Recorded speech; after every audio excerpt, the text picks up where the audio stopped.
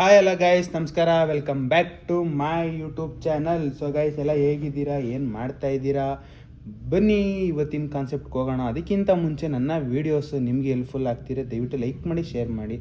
ಏನಾದರೂ ಕನ್ಫ್ಯೂಷನ್ಸು, ಏನಾದರೂ ನಿಮಗೆ ಕಾನ್ಸೆಪ್ಟ್, ಬೇರೆ ಕಂಟೆಂಟು, ಬೇರೆ ಕಾನ್ಸೆಪ್ಟ್ ಅಥವಾ ಬೇರೆ ಐಡಿಯಾಸ್ ಏನಾದರೂ ಬೇಕಾದರೆ ಕಮೆಂಟ್ ಮಾಡಿ. ಅದ್ರ ಮೇಲೂ ಬೇಕಾದರೆ ವೀಡಿಯೋಸ್ ಮಾಡ್ತೀನಿ ಅಂತ ಹೇಳ್ತಾ ಬನ್ನಿ ಇವತ್ತಿನ ವೀಡಿಯೋಸ್ಗೆ ಹೋಗೋಣ. ಸೊ ಗೈಸ್, ಹೋಗೋಕ್ಕಿಂತ ಮುಂಚೆ ಒಂದೇ ಒಂದು ಡಿಸ್ಕಷನು. ಸೊ ಇವಾಗ ಎಷ್ಟೋ ಜನ ಬಿಸ್ನೆಸ್ಸಿಗೆ ಬರಬೇಕು ಅಂತ ಪ್ಲ್ಯಾನ್ ಮಾಡ್ತಾ ಇರ್ತೀರ. ಸೊ ಬಿಸ್ನೆಸ್ಸಿಗೆ ಬಂದಾಗ ಏನಾಗುತ್ತೆ, ಇವಾಗ ನಿಮ್ಮೊಂದು ಅಂಗಡಿಗೆ ಹೆಸರಿಡಬೇಕಾಗುತ್ತೆ ಅಥವಾ ಒಂದು ಐಟಮ್ಗೆ ಹೆಸರಿಡಬೇಕಾಗುತ್ತೆ. ಈ ರೀತಿ ಅದಕ್ಕೆ ಆದ ಒಂದು ಯೂನಿಕ್ ನೇಮ್ಗಳನ್ನ ಇಡಬೇಕಾಗುತ್ತೆ. ಇವಾಗ ಶೋರೂಮ್, ಇವಾಗ ನಿಮ್ಮದು ಬ್ರ್ಯಾಂಡು, ಇವಾಗ ಬೇಡ ಗೈಸ್, ಏನು ಬೇಡ, ಒಂದು ಶೋರೂಮ್ ಮಾಡಬೇಕು ಅಂತಿದ್ದೀರಾ ಗ್ರ್ಯಾಂಡಾಗಿ ಚೆನ್ನಾಗಿ. ಸೊ ಇವಾಗ ಒಂದು ಶೋರೂಮ್ ಮಾಡಬೇಕು ಅಂದಾಗ ಅದಕ್ಕೆ ಆದ ಒಂದು ಹೆಸರು ಬೇಕಾಗುತ್ತೆ. ಸೊ ಇವಾಗ ಏನಾಗುತ್ತೆ, ಎಷ್ಟೋ ಜನ ಏನು ಪ್ಲ್ಯಾನ್ ಮಾಡ್ತಾ ಇರ್ತಾರೆ, ನಂದು ಒಂದು ಯೂನಿಕ್ ಆಗಬೇಕು, ಯೂನಿಕ್ ಆಗಿರಬೇಕು, ನೆಕ್ಸ್ಟ್ ಲೆವೆಲ್ಗಿರಬೇಕು, ನನ್ನನ್ನು ಯಾರೋ ಕಾಪಿ ಮಾಡಬಾರ್ದು, ನಾನು ಇದನ್ನು ಫ್ರ್ಯಾಂಚೈಸೀಸ್ ಮಾಡಬೇಕು, ಬ್ರ್ಯಾಂಚಸ್ ಮಾಡಬೇಕು, ಎಕ್ಸೆಟ್ರಾ ಎಕ್ಸೆಟ್ರಾ ಎಕ್ಸೆಟ್ರಾ. ಈ ರೀತಿ ಸುಮಾರು ದೊಡ್ಡ ಕನ್ಸು ಕಟ್ಕೊಂಡು ಬಿಸ್ನೆಸ್ಸಿಗೆ ಬರ್ತೀರಾ. ಸೊ ಬಿಸ್ನೆಸ್ಸಿಗೆ ಬಂದಾಗ ಏನಾಗುತ್ತೆ, ಫಸ್ಟು ಒಂದು 6 months to 1 year ಸ್ಟ್ರಗಲ್ ಇರುತ್ತೆ. ಅದಾದಮೇಲೆ ನಿಮ್ಮದು ಒಂದು ಒಳ್ಳೆ ಟೈಮ್ ಸ್ಟಾರ್ಟ್ ಆಗಿ ಅದನ್ನು ಬಿಲ್ಟ್ ಮಾಡೋಕ್ಕೆ ಸ್ಟಾರ್ಟ್ ಮಾಡ್ತೀರಾ. ಫ್ರ್ಯಾಂಚೈಸೀಸು ಈ ಥರ ಎಲ್ಲ ಓಪನ್ ಮಾಡೋಕ್ಕೆ ಸ್ಟಾರ್ಟ್ ಮಾಡ್ತೀರಾ. ಹೆಂಗೆ ಅಂದರೆ, ಫ್ರ್ಯಾಂಚೈಸೀಸ್ ಯಾವ ರೇಂಜಿಗೆ ಸೇಲ್ ಆಯ್ತಿರುತ್ತೆ ಅಂದರೆ ನೆಕ್ಸ್ಟ್ ಲೆವೆಲ್ಗೆ ಸೇಲ್ ಆಯ್ತಿರುತ್ತೆ. ಆ ಒಂದು ಹೆಸರು ನೋಡಿದ ತಕ್ಷಣ ಫಸ್ಟು ಕಸ್ಟಮರ್ಸ್ ನುಗ್ತಾರೆ. ಅಂದರೆ ಇವಾಗ ಒಂದು ಟೀ ಶಾಪು, ಅದಕ್ಕೇನೋ ಒಂದು ಕೆಫೆ ಅಂತ ಇಡ್ತೀರಾ, ಡ್ಯಾಶ್ ಇವಾಗ V P P A fashions ಅಂತಿದೆ, V P P A cafe ಅಂತ ಇಡ್ತೀನಿ. ಸೊ ಅಲ್ಲಿ ಟೀ, ಕಾಫಿ, ಬನ್ನು, ಈ ಥರ ಸ್ನ್ಯಾಕ್ಸ್ ಐಟಮ್ಸ್ ತುಂಬ ನೆಕ್ಸ್ಟ್ ಲೆವೆಲ್ಗೆ ಸಿಗುತ್ತೆ. ಅಂದರೆ ಬೇಕ್ರಿ ಐಟಮ್ಸು, ಸ್ನ್ಯಾಕ್ಸು ಈ ಥರ ನೆಕ್ಸ್ಟ್ ಲೆವೆಲ್ಗೆ ಸಿಗ್ತಾ ಇರುತ್ತೆ. ಏನು ಮಾಡ್ತಾರೆ, ಜನ ನುಗ್ಗಕ್ಕೆ ಸ್ಟಾರ್ಟ್ ಮಾಡ್ತಾರೆ. ನಾನು ಅದನ್ನು ಫ್ರ್ಯಾಂಚೈಸೀಸ್ ಥರ ಮಾಡೋಕ್ಕೆ ಸ್ಟಾರ್ಟ್ ಮಾಡ್ತೀನಿ. ಫ್ರ್ಯಾಂಚೈಸೀಸ್ ಮಾಡಿಬಿಟ್ಟು ಒಂದು 25-50 ಫ್ರ್ಯಾಂಚೈಸೀಸ್ ಮಾಡ್ತೀನಿ. ಅದೆಲ್ಲ ರನ್ನಿಂಗ್ ಸಕ್ಸಸ್ಫುಲಿ ನೆಕ್ಸ್ಟ್ ಲೆವೆಲ್ಗೆ ರನ್ ಆಗ್ತಿದೆ ಬಿಸ್ನೆಸ್ಸು.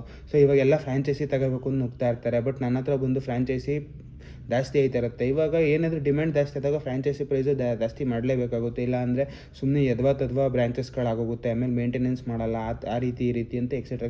ನಮ್ಮದು ಆದ ಬಿಸ್ನೆಸ್, ಇವಾಗ ನಾನು ಬಿಸ್ನೆಸ್ ಸ್ಟಾರ್ಟ್ ಮಾಡಿರ್ತೀನಿ ಅಂದಾಗ ಸೊ ನನ್ನದೇ ಆದ ಓನ್ ಐಡೆಂಟಿಟಿ ಮಾಡಬೇಕು, ಮತ್ತು ನನ್ನದೇ ಆದ ಓನ್ ಬ್ರ್ಯಾಂಡ್ ಮಾಡಬೇಕು, ಕಂಟ್ರೋಲ್ ಇರಬೇಕು ಅನ್ನೋದೊಂದು ನನ್ನ ಇದಿರುತ್ತೆ. ಅಂದರೆ ನಾನು ಆ ಪಾಯಿಂಟ್ ಆಫ್ ವ್ಯೂ ಥಿಂಕ್ ಮಾಡ್ತಾ ಇರ್ತೀನಿ. ಸೊ ಅವಾಗ ಏನು ಮಾಡ್ತೀನಿ, ಎಲ್ಲ ಒಂದು ಸ್ಟ್ರಿಕ್ಟ್ ರೂಲ್ಸು, ಸ್ವಲ್ಪ ಇದು ಫ್ರ್ಯಾಂಚೈಸಿ ಪ್ರೈಸ್ ಜಾಸ್ತಿ ಮಾಡೋದು, ಈ ರೀತಿ ಮಾಡ್ತಾ ಇರ್ತೀನಿ. ಸೊ ಇವಾಗ ಕೆಲವೊಬ್ಬರಿಗೆ ಅಫೋರ್ಡ್ ಮಾಡೋಕ್ಕಾಗಲ್ಲ, ಬಟ್ ಅವ್ರೂ ಸ್ಟಾರ್ಟ್ ಮಾಡಬೇಕು. ಅವ್ರೇನು ಮಾಡ್ತಾರೆ, ಓಕೆ ಫೈನ್ ಅಂದ್ಬಿಟ್ಟು ನನ್ನ ಒಂದು ಹೆಸರನ್ನು ಇಟ್ಕೊಂಡು ಅವರು ಒಂದು ಶಾಪ್ ಕೂಡ ಓಪನ್ ಮಾಡಬಹುದು. ಸೊ ಇದರಲ್ಲಿ ಯಾವ ರೀತಿ ಏನು ಪ್ರಾಬ್ಲಮ್ ಆಗಲ್ವ, ನಿಮ್ಮ ಹೆಸ್ರು ಅವ್ರು ಹೆಂಗೆ ಯೂಸ್ ಮಾಡ್ತಾರೆ, ಅವ್ರು ಇಡೋಕ್ಕಾಗಲ್ಲ, ಎಕ್ಸೆಟ್ರಾ ಅಂತ ನೀವು ಕೇಳ್ಬೋದು ಗೈಸ್. ಸೊ ಇವತ್ತಿನ ಕಾನ್ಸೆಪ್ಟ್ ಬಂದುಬಿಟ್ಟೆ ಟ್ರೇಡ್ ಮಾರ್ಕ್ ಅಂತ.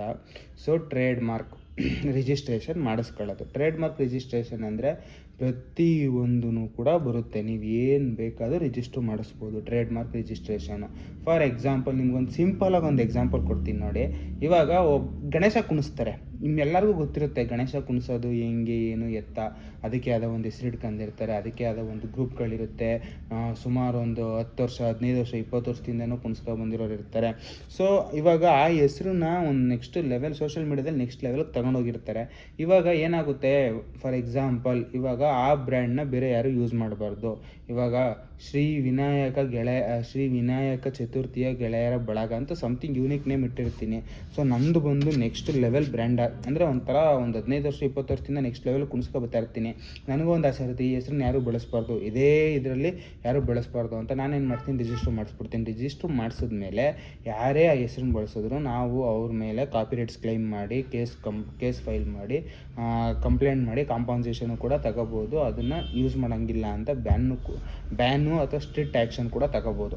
ಸೊ ಈ ರೀತಿ ಮಾಡೋದನ್ನೇ ಟ್ರೇಡ್ ಮಾರ್ಕ್ ಅಂತ ಅಂತಾರೆ. ಸೊ ಇದನ್ನು ನಾನು ಗಣೇಶ ಕುಣಿಸೋರ್ಗೆ ಹೇಳಿದೆ. ನಿಮ್ಗೆ ಏಂತಕ್ಕೆ ಅದನ್ನು ಹೇಳಿದೆ ಅಂದರೆ, ಅವರೂ ಕೂಡ ಒಂದು ಟ್ರೇಡ್ ಮಾರ್ಕ್ ರಿಜಿಸ್ಟ್ರೇಷನ್ ಮಾಡಿಸ್ಬೋದು ಅಂತ ಒಂದು ಉದಾಹರಣೆಗೋಸ್ಕರ ಹೇಳಿದೆ ಗೈಸ್. ಇವಾಗ ನೀವು ಏನು ಬೇಕಾದರೂ ರಿಜಿಸ್ಟರ್ ಮಾಡಿಸ್ಬೋದು, ನಿಮ್ಮ ಒಂದು ಬ್ರ್ಯಾಂಡನ್ನು ಬೇಕಾದ್ರೂ. ಅಥವಾ ಇವಾಗ ನಂದು V P P A fashions ಅಂತ ಒಂದು ಇದಿದೆ, ವಿ ಪಿ ಪಿ ಎ ಅನ್ನೋದು ನನ್ನ ಬ್ರ್ಯಾಂಡು. ಸೊ ಇದರಲ್ಲಿ ನಾನು ಕ್ಲಾತ್ ಮ್ಯಾನುಫ್ಯಾಕ್ಚರಿಂಗ್ ಎಲ್ಲ ಮಾಡ್ತಾಯಿದ್ದೀನಿ. ಸೊ ಇವಾಗ ನಾನು ವಿ ಪಿ ಪಿ ಎ ಅನ್ನೋದನ್ನ ನಾನು ಬ್ರ್ಯಾಂಡಾಗಿ ಯೂಸ್ ಮಾಡ್ಕೋಬೇಕು. ಇವಾಗ ನಾನೇನು ಮಾಡ್ತೀನಿ, ಟ್ರೇಡ್ ಮಾರ್ಕ್ ರಿಜಿಸ್ಟ್ರೇಷನ್ ಮಾಡಿಸಿರ್ತೀನಿ.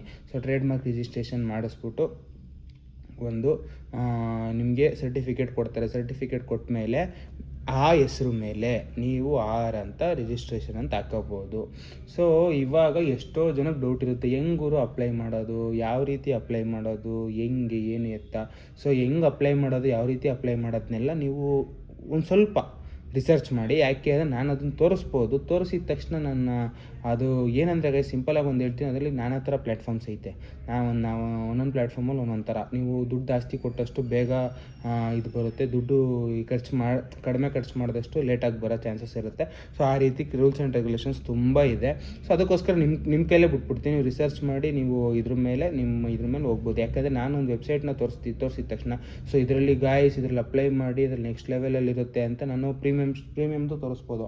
ಅವಾಗ ಏನಾಗುತ್ತೆ, ದುಡ್ಡು ಇಲ್ಲದೆ ಇರೋರು ನನ್ನ ಹತ್ರ ದುಡ್ಡೇ ಇಲ್ಲ, ನಾನು ಹೆಂಗೆ ಅಪ್ಲೈ ಮಾಡಲಿ ಅಂತ ಬೇಜಾರಾಗುತ್ತೆ. ಇಫ್ ಇನ್ ಕೇಸು ನಾನು ದುಡ್ಡು ಕಡಿಮೆ ಇರೋ ಅಂದರೆ ದುಡ್ಡೇ ಖರ್ಚು ಮಾಡ್ದಿರಾ ಬರೀ ಟ್ರೇಡ್ ಮಾರ್ಕ್ಗೆ ಫೀಸ್ ಕಟ್ಕೊಂಡು ಅಷ್ಟೇ ಹೋಗಬೇಕು, ಈ ರೀತಿ ಇಷ್ಟು ಮಾಡಿದ್ರೆ ಇಷ್ಟು ಸೇವಿಂಗ್ಸ್ ಮಾಡ್ಬೋದು ಅಂತ ತೋರಿಸ್ಬೋದು.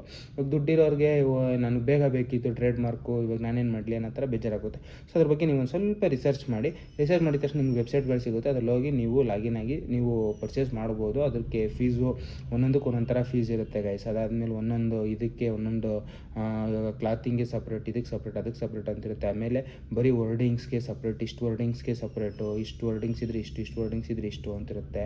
ಲೆಟರ್ಸಿಗೆ ಸಪ್ರೇಟ್ ಇರುತ್ತೆ, ಅದಾದಮೇಲೆ ಲೋಗೋಗೆ ಸಪ್ರೇಟ್ ಇರುತ್ತೆ. ಈ ರೀತಿ ಎಲ್ಲ ಸಪ್ರೇಟ್ ಆಗಿರುತ್ತೆ. ಅದಕ್ಕೋಸ್ಕರ ಅದನ್ನೆಲ್ಲ ನಾನು ಒಂದೊಂದೇ ಪಾರ್ಟ್ ಮಾಡ್ಕೊಂಡು ಕೂರೋಕ್ಕಾಗಲ್ಲ. ಸೊ ಅದಕ್ಕೋಸ್ಕರ ಒಂದು ಸ್ವಲ್ಪ ಅಂತ ಹೇಳ್ತಾ ಗೈಸ್.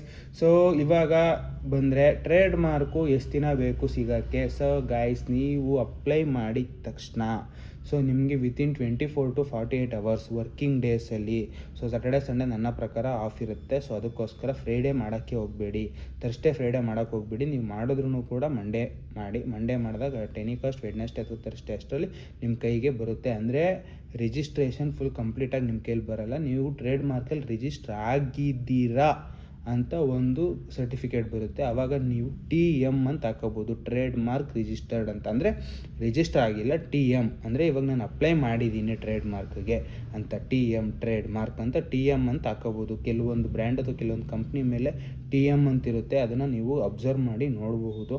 ಸೊ ಅದು ಇದ್ದಾಗ ಏನು ಅಂದರೆ ನೀವು ಇವಾಗ ಅಪ್ಲೈ ಮಾಡಿದ್ದೀರ, ಸೊ ಇದು ಪ್ರೋಸೆಸಿಂಗಲ್ಲಿ ಇದೆ ಅಂತ ಅರ್ಥ.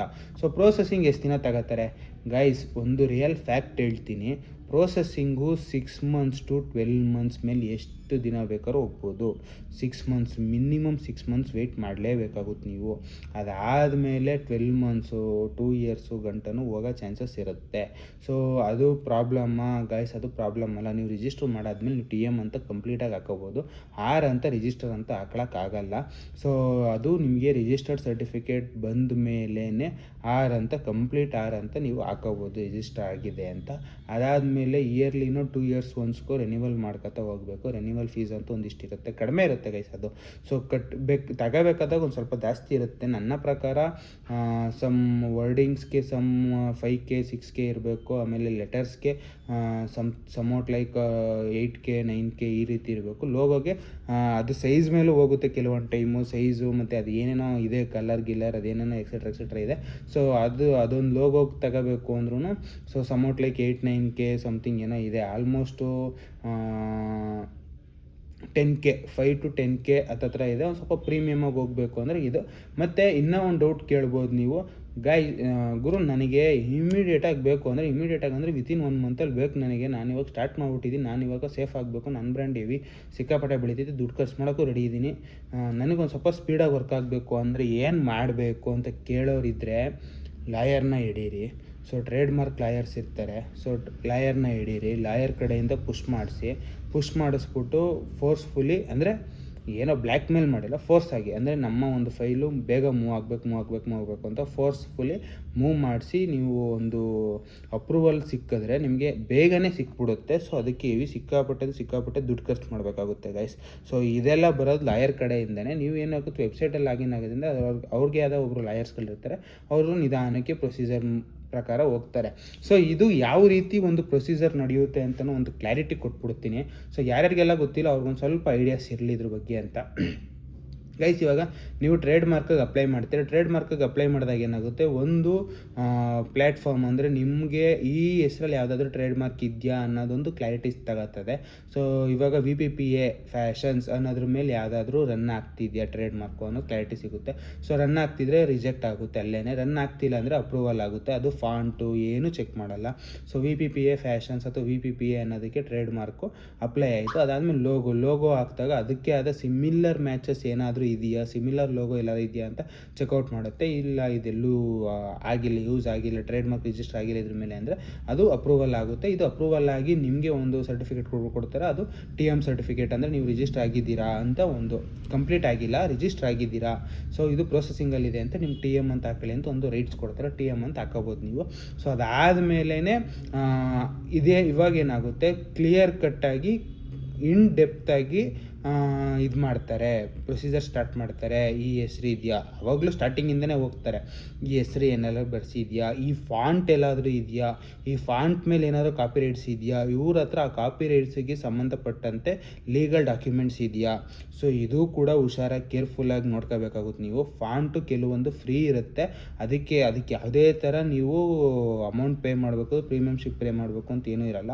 ಇಫ್ ಇನ್ ಕೇಸ್ ಕೆಲವೊಂದು ಫಾಂಟ್ ಏನಾದರೂ ನೀವು ಕಾಪಿರೈಟ್ಸ್ ಕ್ಲೈಮ್ ಆಗೋ ಫಾಂಟ್ ಏನಾದರೂ ಯೂಸ್ ಮಾಡಿದರೆ ಅವ್ರ ಹತ್ರ ನಿಮ್ಮ ಒಂದು ಪ್ರೀಮಿಯಮ್ಶಿಪ್ ತಗೊಂಡು, ಅಂದರೆ ಅವ್ರದ್ದೊಂದು ಪ್ರೀಮಿಯಮ್ಶಿಪ್ನ ನೀವು ಪರ್ಚೇಸ್ ಮಾಡಿ ಅದಕ್ಕೇನು ಮಂತ್ಲಿನ ಇಯರ್ಲಿನ ಪೇ ಮಾಡಿದ್ದೀವಿ, ನಮ್ಮ ಹತ್ರ ಇದು ದಾಖಲೆ ಇದೆ, ಈ ಫಾಂಟ್ನ ನಾವು ಯೂಸ್ ಮಾಡೋದಕ್ಕೆ ಎಲ್ಲ ಥರ ಲೀಗಲ್ಲಾಗೂ ಪ್ರೊಸೀಡ್ ಮಾಡಿದ್ದೀವಿ ಅಂತ ಒಂದು ಡಾಕ್ಯುಮೆಂಟ್ ತೋರಿಸಿದ್ರೆ, ಅಥವಾ ಒಂದು ರಿಜಿಸ್ಟರ್ ಆಗಿರೋ ಒಂದು ಫೈಲು ಫಾರ್ಮೆಟ್ ಏನೋ ಒಂದು ತೋರಿಸಿದ್ರೆ, ಸೊ ಓಕೆ ಅಂತ ಅವಾಗ ಮೂವ್ ಆಗೋಕ್ಕೆ ಸ್ಟಾರ್ಟ್ ಆಗುತ್ತೆ. ಸೊ ಅದಾದಮೇಲೆ ಏನಿದೆ, ಯಾವ ಥರ ಇದೆ, ಯಾವ ಥರ ಸೈಜ್ ಇದೆ, ಈ ಹೆಸ್ರಲ್ಲಿ ಏನಾರ ಇದೆಯಾ, ಏನು ಕತೆ ಎಲ್ಲ ರಿಸರ್ಚ್ ಮಾಡ್ತಾರೆ. ರಿಸರ್ಚ್ ಮಾಡಿ ಅದಾದಮೇಲೆ ನೆಕ್ಸ್ಟು ಲೋಗೋಗೆ ಹೋಗ್ತಾರೆ. ಲೋಗೋ ಅಪ್ಲೈ ಮಾಡೋರ್ಗೆ ಹೇಳ್ತಾರೆ, ನಾನು ಎರಡೂ ಕೂಡ ಅಪ್ಲೈ ಮಾಡೋದ್ರ ಬಗ್ಗೆ ಹೇಳ್ತಾ ಇದ್ದೀನಿ ಗೈಸ್. ಲೋಗೋಗೆ ಹೋಗ್ತಾರೆ, ಈ ಲೋಗೋ ಸಿಮಿಲರಾಗಿ ಎಲ್ಲಾದರೂ ಇದೆಯಾ, ಏನು ಯಾವ ಥರ ಏನು ಅಂದ್ಬಿಟ್ಟು ಇದನ್ನು ವೆರಿಫೈ ಮಾಡಾದಮೇಲೆ ಇದ್ರ ಮೇಲೆ ಯಾವುದಾದ್ರೂ ಫ್ರಾಡ್ ಥರ ಏನಾದರೂ ನಡೆಯೋ ಚಾನ್ಸಸ್ ಇದೆಯಾ, ನಡೆದಿದೆಯಾ, ಏನು ಕತೆ ಅಂತ ಒಂದು ವೆರಿಫೈ ಮಾಡ್ತಾರೆ. ಸೊ ಇವಾಗ ಅವರು ಟ್ರೇಡ್ ಮಾರ್ಕ್ ಕೊಟ್ಟಿದ ತಕ್ಷಣ ನಾಳೆನೇ ಒಬ್ರು ಬಂದ್ಬಿಟ್ಟು ನನ್ನ ಹತ್ರನೂ ಸೇಮ್ ಇದೆ, ನೀವು ಚೆಕ್ ಮಾಡಿಲ್ಲ ಅಂತ ಹೇಳ್ಬಾರ್ದು. ಅದಕ್ಕೆ ಪ್ರೊಸೀಜರ್ ಒಂದು ಸ್ವಲ್ಪ ಲೇಟ್ ಆಗೋ ಚಾನ್ಸಸ್ ತುಂಬ ಇರುತ್ತೆ.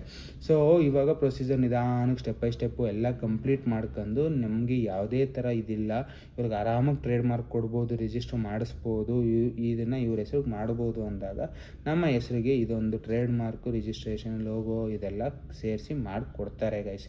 ಕೊಟ್ಟಾಗ ಸಿಂಪಲ್ಲಾಗಿ ನೀವು ಯಾರೇ ಕೂಡ ಅದನ್ನು ಬಳಸಿದ್ರೂ ಕೂಡ ನೀವು ಅವ್ರ ಮೇಲೆ ಕಾಪಿರೈಟ್ಸ್ ಕ್ಲೈಮ್ ಮಾಡ್ಬೋದು. ಬೆಸ್ಟ್ ಉದಾಹರಣೆ ಕೊಡ್ತೀನಿ, ಇನ್ನೂ ಒಂದು ಬೆಸ್ಟ್ ಉದಾಹರಣೆ ಕೊಡ್ತೀನಿ. ಇವಾಗ ನೀವು ಎಲ್ಲಾದರೂ ಲೋಕಲ್ಗೆ ಹೋಗ್ಬಿಟ್ಟು so same Puma, Nike, Adidas ಥರನೇ ಬಟ್ಟೆ, ಕ್ಲಾಸ್ ಅಥವಾ ಶೂಸ್ ನೋಡ್ತೀರಾ, ಅದರಲ್ಲಿ ಪೋಮಾ ಇರುತ್ತೆ, POMA, ಅದು ನೋಡೋಕ್ಕೆ ಪೂಮಾ ಥರನೇ ಇರುತ್ತೆ. ಇವನ್ನ ಮಾಡಿರ್ತಾರೆ, ಪೋಮಾ ಮಾಡಿರ್ತಾರೆ. ಅಡಿಡಾಸಲ್ಲಿ ಅಬಿಬಾಸ್ ಅಂತ ಮಾಡಿರ್ತಾರೆ, AD ಬದಲು AB ಹಾಕಿರ್ತಾರೆ. ಅವಾಗ ನೀವು ಸಡನ್ನಾಗಿ ನೋಡಿದಾಗ ಏನಾಗುತ್ತೆ, ಅಡಿಡಾಸ್ ಥರನೇ ಕಾಣಿಸ್ತಾ ಇರುತ್ತದು, ಕ್ಲೀನಾಗಿ ಹೋದಾಗ ಅಬಿಬಾಸ್ ಅಂತ ಕಾಣಿಸುತ್ತೆ. ಸೊ ನೈಕಿಗೆ ಸಮೌಟ್ ಲೈಕ್ ನೈಕಿ KI ಮಾಡಿರ್ತಾರೆ, KE ಬದಲು ಆ ಥರ ಏನಾದ್ರು ಸಣ್ಣ ಪುಟ್ಟ ಚೇಂಜಸ್ ಮಾಡ್ತಾ ಇರ್ತಾರೆ. ಸೊ ಅವಾಗ ಏನಂದರೆ ಕಾಪಿರೈಟ್ಸ್ ಕ್ಲೈಮ್ ಮಾಡೋಕ್ಕಾಗಲ್ಲ, ಯಾಕಂದರೆ ಅಲ್ಲಿ ಚೇಂಜ್ ಇದೆ, ಅವ್ರದ್ದೇ ಆದ ಹೆಸರನ್ನೇನು ಹಾಕೊಂಡಿಲ್ಲ ಅವರು, ಅವ್ರದ್ದೇ ಫಾಂಟ್ ಏನೋ ಯೂಸ್ ಮಾಡಿರ್ತಾರೆ, ಅವ್ರದ್ದೇ ಆದರೆ ಹೆಸರು ಕರೆಕ್ಟು ವರ್ಡಿಂಗ್ಸ್ ಇರೋಲ್ಲ. ಸೊ ಅದ್ರ ಮೇಲೆ ಯಾವುದೇ ಥರ ಕಾಪಿರೈಟ್ಸ್ ಇರೋಲ್ಲ, ಆರಾಮಾಗಿ ನೀವು ಸೇಲ್ ಅಂದರೆ ಆರಾಮಾಗಿ ನೀವು ಎಲ್ಲಿ ಬೇಕಾದ್ರೂ ಸೇಲ್ ಮಾಡ್ಬೋದು ಅನ್ನೋ ಥರ ಅದು ಫಸ್ಟ್ ಕಾಪಿ ಅಥವಾ ಡೂಪ್ಲಿಕೇಟು ಈ ಥರ ಮಾಡ್ಕೊಂಡು ಅದರಿಂದ ದುಡ್ಡು ಮಾಡ್ಕೊತಾ ಇರ್ತಾರೆ.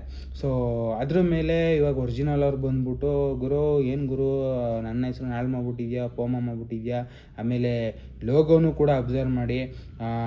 ಇವಾಗ ಸಮೌಟ್ ಲೈಕ್ ಇವಾಗ ಪೂಮಾದಲ್ಲಿ ಹಿಂಗೆ ಒಂದು ಚಿರತೆ ಯಾರ ಥರ ಇರುತ್ತೆ, ಅದರಲ್ಲಿ ಬಾಲ ಹಿಂಗಿರುತ್ತೆ, ಬಾಲ ಬೊಕ್ಕೊಂಡಿರುತ್ತೆ ಲೋಕಲಲ್ಲಿ. ಸೊ ಅದಾದಮೇಲೆ ಅಡಿಡಾಸಲ್ಲಿ ಸಮೌಟ್ ಲೈಕ್ ಬ್ಯಾಸ್ಕೆಟ್ಬಾಲ್ದೇನೋ ಇದು ಸಿಂಬಲ್ ಇರುತ್ತೆ, ಸೊ ಅದ್ರಲ್ಲಿ 2 ಕೈನೂ ಎತ್ತಿರ್ತಾನೆ. ಸೊ ಈ ಚಿಕ್ಕ ಪುಟ್ಟ ಚೇಂಜಸ್ ಮಾಡ್ಬಿಟ್ಟಾಗ ಏನಾಗುತ್ತೆ, ಕಾಪಿರೈಟ್ಸ್ ಕ್ಲೈಮ್ ಆಗಲ್ಲ, ಅಂದರೆ ಕಾಪಿರೈಟ್ಸ್ ಬೀಳಲ್ಲ ಅದ್ರ ಮೇಲೆ, ಅಂದರೆ ಅದ್ರ ಮೇಲೆ ಯಾವುದೇ ಥರ ಸ್ಟ್ರಿಕ್ಟ್ ಲೀಗಲ್ ಆ್ಯಕ್ಷನ್ ತಗೊಳಕ್ಕಾಗಲ್ಲ. ಸೊ ಅದಾದಮೇಲೆ ಟಿಕ್ ಮಾರ್ಕು ಅಷ್ಟೇ ಚಿಕ್ಕದಾಗಿ ಮಾಡಿರ್ತಾರೆ, ಅದೇ ಒಂಥರ ಟಿಕ್ ಮಾರ್ಕ್ ಇರುತ್ತೆ, ಇದೇ ಒಂಥರ ಟಿಕ್ ಮಾರ್ಕ್ ಇರುತ್ತೆ, ಶಾರ್ಪ್ ಇರುತ್ತೆ. ಇವಾಗ ಇದು ಕರ್ವು ಫುಲ್ ಹಿಂಗೆ ಕರ್ವಾಗಿರುತ್ತೆ, ಒಂದು ಶಾರ್ಪ್ ಮಾಡಿರ್ತಾರೆ. ಸೊ ಆ ರೀತಿ ಮಾಡಿದಾಗ ಏನಾಗುತ್ತೆ, ಅದ್ರ ಮೇಲೆ ಅವರು ಟ್ರೇಡ್ ಮಾರ್ಕ್ ರಿಜಿಸ್ಟರ್ ಆಗಿರಲ್ಲ, ಏನೂ ಆಗಿರಲ್ಲ. ಅದ್ರ ಮೇಲೆ ಯಾವುದೇ ಥರ ಕೇಸ್ ಹಾಕಿದ್ರೂ ನಿಲ್ಲಲ್ಲ, ಏನು ಮಾಡಿದ್ರೂ ನಿಲ್ಲಲ್ಲ. ಆರಾಮಾಗಿ ಇವರು ಲೀಗಲಾಗಿ ಆರಾಮಾಗಿ ಸೇಲ್ ಮಾಡ್ಕೋಬೋದು. ಬಟ್ ಏನಂದರೆ ಇದರಲ್ಲಿ ಯಾವ ಥರ ಪ್ರಾಬ್ಲಮ್ ಆಗುತ್ತೆ ಅಂದರೆ, ಅವರೇನಾದ್ರೂ ಅಂದರೆ ದೊಡ್ಡ ದೊಡ್ಡ ಬ್ರ್ಯಾಂಡ್ ಅಲ್ವಾ ಗೈಸ್ ಅದು.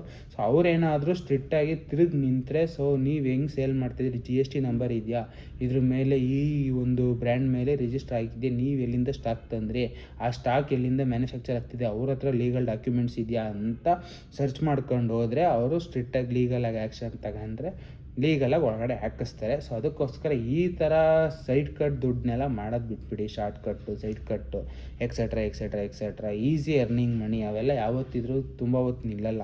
ಸೊ ಇವಾಗ ನೀವು ಸಿಂಪಲಾಗಿ ನೋಡಿ, ಫುಟ್ಪಾತಲ್ಲಿ ನಿಂತ್ಕೊಂಡು ಮಾರ್ತಾರೆ. ಸೊ 10 ರೂಪಾಯಿಗೂ 20 ರೂಪಾಯಿಗೂ ತರ್ತಾರೆ, 100-200 ರೂಪಾಯಿಗೆ ಮಾರ್ತಾರೆ, ಅಥವಾ 50 ರೂಪಾಯಿ, 60 ರೂಪಾಯಿ, 100 ರೂಪಾಯಿ, 150 ರೂಪಾಯಿಗೆ ಮಾರ್ತಾರೆ. 1 to ಡಬಲ್ ಅಥವಾ ತ್ರಿಬಲ್ ಅಷ್ಟು ದುಡ್ಡು ಮಾಡ್ತಾರೆ. ದುಡ್ಡು ಮಾಡಿಬಿಟ್ಟು ಅವ್ರೇನು ನಾಳೆನೇ ಶೋರೂಮ್ ಇಡಲ್ಲ, ಆರಾಮಾಗಿ ಕುಡಿದ್ಬಿಟ್ಟು ಎಲ್ಲರೂ ಮಲ್ಕೋತಾರೆ. ಯಾವತ್ತೇ ಇದ್ರೂ ಸೈಡ್ ಕಟ್ಟು, ಶಾರ್ಟ್ ಕಟ್ ಮಾಡಿ ಹಿಂಗೇನೆ ಆರಾಮಾಗಿ ಉಚ್ಚೆ ಉಯ್ದಂಗೆ ಒಯ್ತಾ ಇರುತ್ತದು ಈಸಿಯಾಗಿ ಮನೆ. ಸೊ ಅದಕ್ಕೋಸ್ಕರ ಈ ಥರ ಸೈಡ್ ಕಟ್ಟು, ಶಾರ್ಟ್ ಕಟ್ನೆಲ್ಲ ಬಿಟ್ಬಿಟ್ಟು ಆರಾಮಾಗಿ ಲೀಗಲಾಗಿ ಹೋಗಿ ಆರಾಮಾಗಿ ದುಡಿಯೋ ತಪ್ಪು ಅಂತ ಹೇಳಲ್ಲ. ಕಷ್ಟ ಬಿದ್ದು ಬೆವರು ಸುರಿಸಿ ದುಡೀರಿ, ಆ ದುಡ್ಡು ಯಾವತ್ತಿದ್ರೂ ನಿಮ್ಮದೇ. ನೀವು ಕಷ್ಟ ಬಿದ್ದಿರೋ ದುಡ್ಡಲ್ಲೂ ಕುಡಿಬೋದು, ಬಟ್ ನಾಳೆ ಒಂದಿನ ಅದು ಬೇರೆ ರೂಪದಲ್ಲಿ ನಿಮ್ಗೆ ರಿಟರ್ನ್ ಸಿಗುತ್ತೆ. ಸೊ ಇವಾಗ ಫುಟ್ಪಾತಲ್ಲಿ ಶೂ ಮಾರೋರು ಅಂದರೆ ಗೈಸ್, ನಾನು ಇನ್ನೊಂದು ಹೇಳ್ತಾ ಇದ್ದೀನಿ, ಅವ್ರನ್ನ ಡಿಗ್ರೇಡ್ ಮಾಡಿ ಮಾತಾಡ್ತಾ ಇಲ್ಲ. ಅದಾದಮೇಲೆ ಅವ್ರ ಕೈಲಿ ಏನೂ ಆಗಲ್ಲ, ಹಿಂಗೇನೆ ಕುಡ್ದೇ ಬಿದ್ದಿರಬೇಕು ಅಂತಲೂ ಹೇಳ್ತಾ ಇಲ್ಲ. ಈ ಥರ ಸ್ಟೇಟ್ಮೆಂಟ್ ನಾನು ಪಾಸ್ ಮಾಡ್ತಾಯಿಲ್ಲ. ಯಾಕಂದರೆ ಫುಟ್ಪಾತ್ ಮೇಲೆ ಬೆಳಕ ಬಂದಿರೋರು ಇವತ್ತು ದೊಡ್ಡ ಶೋರೂಮ್ ಇಟ್ಟು ಮೇಂಟೈನ್ ಮಾಡ್ತಿರೋರು ತುಂಬ ಜನ ಇದ್ದಾರೆ. ಸೊ ಅವ್ರ ಬಗ್ಗೆ ನಾನು ಮಾತಾಡ್ತಾ ಇಲ್ಲ. ಆಮೇಲೆ ಇದು ಬೇರೆ ಥರನೇ ಕಾಂಟ್ರವರ್ಷಿಯಲ್ ಮಾಡಬೇಡಿ. ಸೊ ಕೆಲವೊಬ್ರನ್ನ ಹೇಳ್ತಾ ಇರೋದು, ಇವಾಗ ನಾನು ಎಂಥವ್ರನ್ನೇ ಹೇಳ್ತಾ ಇದ್ದೀನಿ ಅಂದರೆ, ಸಿಂಪಲ್ಲಾಗಿ ಇವಾಗ ದೇವಸ್ಥಾನದ ಹತ್ರ ಬಿಟ್ಟರೆ ಚೆನ್ನಾಗಿರೋ ನಾನು ಒಂದು 20 ಜೊತೆ ಚಪ್ಪಲಿನ ತೊಗೊಂಡೋಗ್ಬಿಟ್ಟು, ಸ್ಲಿಪ್ಪರು, ಶೂಸ್ನ ತೊಗೊಂಡೋಗ್ಬಿಟ್ಟು ಕ್ಲೀನಾಗಿ ಪಾಲಿಷ್ ಮಾಡಿ, ವಾಶ್ ಮಾಡಿ, ಕ್ಲೀನಾಗಿ ಪರ್ಫ್ಯೂಮ್ ಮಾಡಿ ಇಟ್ಟು ಸೇಲ್ ಮಾಡ್ತಾರೆ ಕೆಲವೊಂದು ಟೈಮು. ಸೊ ಆ ರೀತಿ ಜನರಿಗೆ ಹೇಳ್ತಾ ಇರೋದು. ಅವರೆಲ್ಲ ಏನು ಅಂದರೆ ಶಾರ್ಟ್ ಕಟ್, ಇವೆಲ್ಲ ಶಾರ್ಟ್ ಕಟ್ಟು, ಸೈಡ್ ಕಟ್ ಎಲ್ಲ. ಸೊ ಅವರೆಲ್ಲ ಏನು ಅಂದರೆ ಹಿಂಗೆ ಕದೀತಾರೆ, ಹಿಂಗೆ ಸೇಲ್ ಮಾಡ್ತಾರೆ, ಬಂದಿದ್ದು ದುಡ್ಡಲ್ಲಿ ಕುಡಿತಾರೆ, ಮಲಗ್ತಾರೆ, ಮುಗೀತು. ಅದಾದಮೇಲೆ ಇನ್ನೊಂದ್ಸತಿ ಕದೀತಾರೆ. ಆ ದುಡ್ಡನ್ನ ರೊಟೇಷನ್ ಮಾಡಿ ಬಿಸ್ನೆಸ್ ಡೆವಲಪ್ ಮಾಡೋಣ, ಇದರಲ್ಲಿ ಇಷ್ಟಕ್ಕೆ ಮಾತ್ರ ಕುಡಿಯೋಕ್ಕೆ ಮಡಗಬೇಕು, ಇಷ್ಟಕ್ಕೆ ಮಾತ್ರ ನಾನು ಎಂಜಾಯ್ಮೆಂಟು, ಊಟ ತಿಂಡಿ ಖರ್ಚಿಗೆ ಇಷ್ಟು ಮಡಗ್ಬಿಟ್ಟು ಬಂದಿದ್ದ ಲಾಭದಲ್ಲಿ ಎಲ್ಲ ಸೇರಿಸಿ, ಎಲ್ಲ ಅಂದರೆ ಬಂದಿದ್ದ ಲಾಭ, ಪ್ರಾಫಿಟ್ ಗೀಪಿಟು, ಮತ್ತು ಅದರಲ್ಲಿ ಹಾಕಿದ ಇನ್ವೆಸ್ಟ್ಮೆಂಟ್ ಎಲ್ಲದನ್ನು ಸೇರಿಸಿ ಇನ್ನೊಂದು ಕಡೆ ಇನ್ನೊಂದು ಸ್ವಲ್ಪ ಜಾಸ್ತಿ ಇಡೋಣ ಅನ್ನೋ ಮೆಂಟಾಲಿಟಿ ಅವ್ರಿಗಿರಲ್ಲ. ಅಂಥವ್ರ ಬಗ್ಗೆ ಮಾತಾಡ್ತಾ ಇರೋದು ನಾನು, ಎಲ್ಲರ ಬಗ್ಗೆನೂ ಅಲ್ಲ. ಸೊ ದಯವಿಟ್ಟು ತಪ್ಪಾಗಿ ಅರ್ಥ ಮಾಡ್ಕೋಬೇಡಿ ಅಂತ ಹೇಳ್ತಾ ಗೈಸ್, ಈ ವಿಡಿಯೋ ಇಲ್ಲಿ ನಿಲ್ಲಿಸ್ತಾ ಇದ್ದೀನಿ. ಸೊ ಇಫ್ ಇನ್ ಕೇಸ್ ಈ ವಿಡಿಯೋ ಇನ್ಫಾರ್ಮೇಟಿವ್ ಆಗಿದ್ದರೆ ದಯವಿಟ್ಟು ಲೈಕ್ ಮಾಡಿ, ಶೇರ್ ಮಾಡಿ. ಯಾರಾದರೂ ಬಿಸ್ನೆಸ್ ಸ್ಟಾರ್ಟ್ ಮಾಡ್ತಾಯಿದ್ದೀನಿ ಅಥವಾ ಯಾವ್ದಾದ್ರು ಶೋರೂಮ್ ಸ್ಟಾರ್ಟ್ ಮಾಡ್ತಾಯಿದ್ದೀನಿ, ನನ್ನದೇ ಆದ ಒಂದು ಓನ್ ಐಡೆಂಟಿಟಿ ಬೇಕು. ಸೊ ನಾನು ಬ್ರ್ಯಾಂಚು, ಫ್ರ್ಯಾಂಚೈಸಿ ಈ ಥರ ಮಾಡೋಣ ಅಂತ ಪ್ಲ್ಯಾನ್ ಮಾಡ್ತಾಯಿದ್ದೀನಿ. ಸೊ ಎಕ್ಸೆಟ್ರಾ ಈ ರೀತಿ ಏನೇ ಇದ್ರೂ ಟ್ರೇಡ್ ಮಾರ್ಕ್ ನೋಡ್ತಾ ಇದ್ದೀನಿ ಅಂದ್ರೂ ಅವ್ರಿಗೆಲ್ಲ ಇದನ್ನು ಒಂದು ಸ್ವಲ್ಪ ಶೇರ್ ಮಾಡಿ, ಯಾವ ರೀತಿ ವರ್ಕ್ ಆಗುತ್ತೆ, ಯಾವ ರೀತಿ ವರ್ಕೌಟ್ ಆಗುತ್ತೆ, ಏನು ಎತ್ತ ಅಂತ ಅವ್ರಿಗೂ ಒಂದು ಕ್ಲಾರಿಟಿ ಸಿಗುತ್ತೆ. ಸೊ ಅದಾದಮೇಲೆ ನಿಮ್ಗೆ ಇಷ್ಟ ಆಗಿದರೆ ಈ ಚಾನಲ್ಲು ದಯವಿಟ್ಟು ಸಬ್ಸ್ಕ್ರೈಬ್ ಮಾಡ್ಕೊಳ್ಳಿ. ಸೊ ಮುಂದೆ ಈ ಥರ ತುಂಬ ವೀಡಿಯೋಸ್ ಬರ್ತಾ ಇರುತ್ತೆ ಡೇ ಬೈ ಡೇ ಅಂತ ಹೇಳ್ತಾ ಈ ವಿಡಿಯೋ ನಿಲ್ಲಿಸ್ತಾ ಇದ್ದೀನಿ guys. Love you, lots of love, take care guys, bye, signing off guys.